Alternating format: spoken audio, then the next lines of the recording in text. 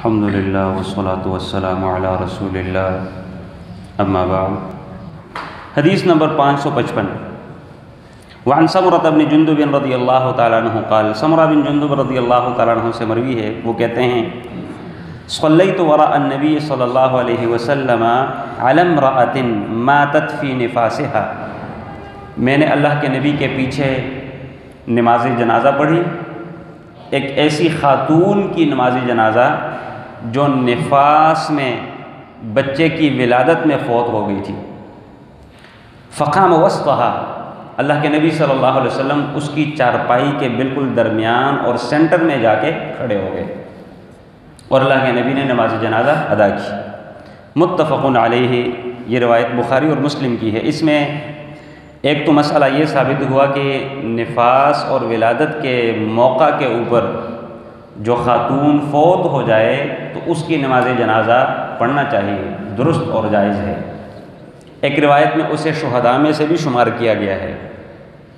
اللہ کے نبی صلی اللہ علیہ وسلم نے فرمایا کہ مختلف لوگوں کو شمار کیا کہ فلاں بھی شہید ہے، فلاں بھی شہید ہے، فلاں بھی شہید ہے۔ ان شہداء میں سے ایک اس خاتون کا تذکرہ بھی ہے جو ولادت کے بچے کی ولادت کے موقع کے اوپر فوت ہو جائے تو وہ شہداء کی لسٹ میں شامل ہوگی۔ دوسرا مسئلہ یہ ثابت ہوا کہ جب خاتون کا نماز جنازہ ہو تو مولوی صاحب کو چارپائی کے سینٹر میں کھڑا ہونا چاہیے، درمیان میں، اور اگر وہ مرد ہوں تو مرد کے سر کی جانب یعنی سینے کے برابر کھڑا ہونا مسنون طریقہ ہے۔ وعن عائشہ رضی اللہ تعالیٰ عنہ قالت، ام المؤمنین عائشہ صدیقہ رضی اللہ تعالیٰ عنہ سے مروی ہے، وہ کہتی ہیں کہ واللہ لقد صلی رسول اللہ صلی اللہ علیہ وسلم علی ابنی بیضاء فی المسجد۔ صحابہ کرام کے دور میں تھوڑا سا ایک مسئلے میں اختلاف آ گیا تھا کہ بھئی مسجد میں جنازہ پڑھنا درست ہے یا جائز نہیں۔ اللہ کے نبی صلی اللہ علیہ وسلم کے فوت ہو جانے کے بعد ام المؤمنین عائشہ صدیقہ رضی اللہ تعالیٰ عنہ وہ کھڑی ہو گئی اور اس نے قسم کھا کے کہا صحابہ کرام کو یقین دلانے کے لیے کہ اللہ کی قسم، اور ساتھ میں ان کو تھوڑا سا ڈانٹا بھی ہے، عجیب لوگوں، اتنی جلدی تمہیں اللہ کے نبی کے دور کے مسائل بھول گئے، اللہ کی قسم۔ ام المؤمنین عائشہ صدیقہ نے قسم کھائی واللہ لقد صلی رسول اللہ صلی اللہ علیہ وسلم علی ابنی بیضاء، بیضاء ایک خاتون تھی، اس کے 2 بیٹے تھے، فوت ہو گئے۔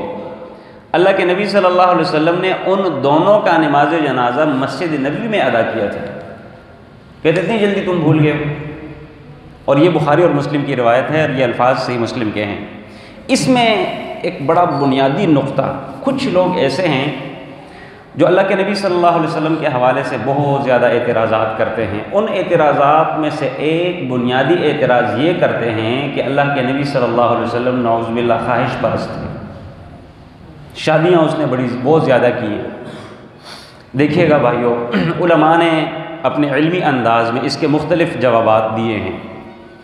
یہاں پر اس حدیث میں ایک بنیادی نقطہ اس حوالے سے ہمیں سمجھ آ رہا ہے، ام المؤمنین عائشہ صدیقہ رضی اللہ تعالیٰ عنہ چھوٹی عمر میں بیائی گئی اس بنیاد پہ تاکہ یہ شریعت صرف مردوں کے متعلق نہیں ہے بلکہ خواتین کے بہت سارے مسائل ہماری شریعت کا حصہ ہیں، اس بنیاد پہ تاکہ ام المؤمنین عائشہ صدیقہ اس گھر میں زندگی گزاریں جس گھر میں وحی اترتی ہو، اور اس عمر میں باتوں کو پک کرنا، باتوں کو یاد رکھنا، یہ انسانی فطرت ہے کہ اس عمر میں باتیں یاد رہتی ہیں۔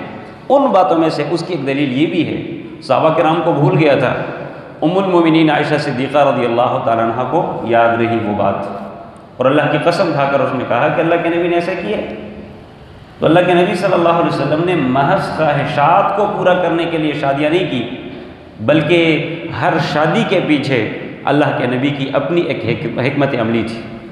اور اس میں ایک چھوٹی سی اور بھی بات یاد رکھیں، اللہ کے نبی صلی اللہ علیہ وسلم نے جو شادیاں کی ہیں، سب سے پہلی شادی اللہ کے نبی صلی اللہ علیہ وسلم کی کس عمر میں ہوئی تھی؟ 25 سال میں، اور جس خاتون سے اللہ کے نبی نے شادی کی تھی اس کی عمر کتنی تھی؟ 40 سال۔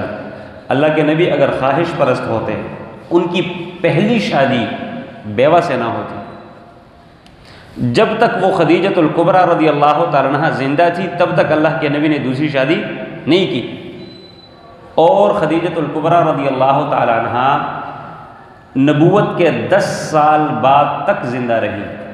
اس وقت اللہ کے نبی کی عمر 50 سال ہو گئی تھی، 50 سال۔ جب وہ فوت ہوئی تو ان کے بعد اللہ کے نبی نے دوسرا جو نکاح کیا سودہ رضی اللہ تعالیٰ عنہ بنت زمعہ، وہ بھی بیوہ تھی، ادھیڑ عمر کی تھی، عمر رسیدہ تھی۔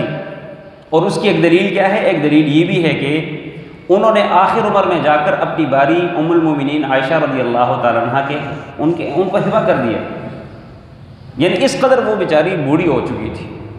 اگر اللہ کے نبی خواہش پرست ہوتے تو ان کی دوسری شادی، دوسرا نکاح بھی کسی بیوہ سے نہ ہوتی، اور 50 سال کی عمر کے بعد اللہ کے نبی نے دوسری شادی کی۔ تو لہٰذا یہ مستشرقین اور ان لوگوں کی طرف سے صرف ایک اعتراضات ہیں۔ سبحانک اللہم و بحمدک، اشہد ان لا الہ الا انت، استغفرک۔